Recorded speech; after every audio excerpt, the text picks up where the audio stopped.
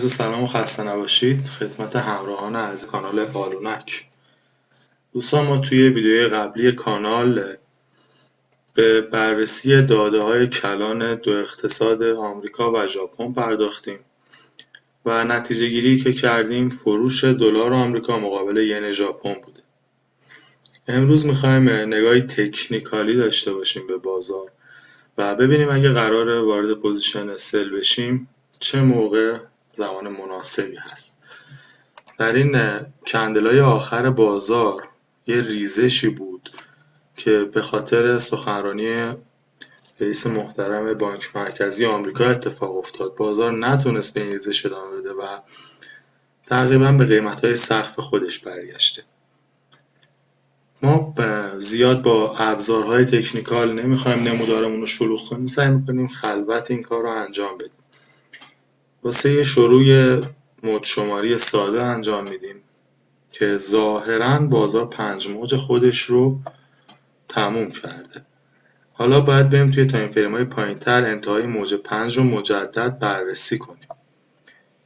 ظاهراً بازار 5 موج صعودی رو تموم کرده. ما یه فیبوناچی رسم میکنیم و محتمل ترین سناریو تارگت ما برای نزول عدد 61.8 هست که وقتی آدم تکنیکالی به بازار نگاه میکنه نمیتونه با قطعیت حرف بزنه. ما عدد 61.8 رو اینجا مشخص میکنیم، نمودارمون رو شلوغ نمیکنیم، برش میداریم این فیبوناچی رو. به روش خانم کارلین بوردون از فیبوناچی 3 نقطه‌ای هم استفاده میکنیم که تارگت دیگه اگه بازار داره به ما نشون داده بشه.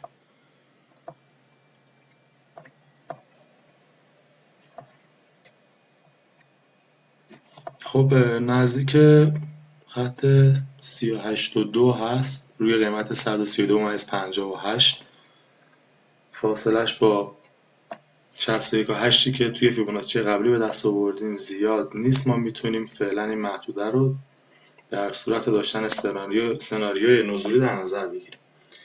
به آخر بازار میریم، انتهای موج 5 رو با هم دیگه یه نگاهی میندازیم.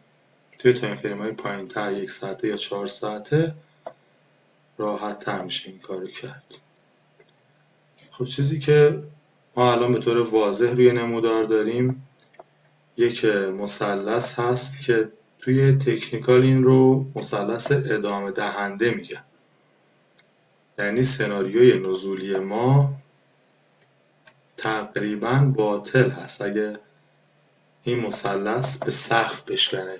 اگه سقف این مثلث بشکنه، پولبک زده بشه، توی روش تکنیکال کلاسیک میگن که حالا به اندازه دهنه مثلث بازار میتونه صعودی داشته باشه، یعنی یک همچین اندازه حدوداً 340 پیپ. حالا اگه پولبک زده بشه ما میتونیم عددهای 152 رو در نظر بگیریم و اگه پولبک از پایین زده بشه ما میتونیم با قطعیت وارد پوزیشن فروش بشیم.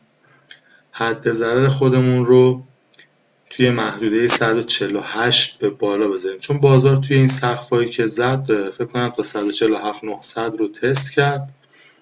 ما 148 300 148 400 میتونه حد ضرر کوچیکی واسه ما باشه.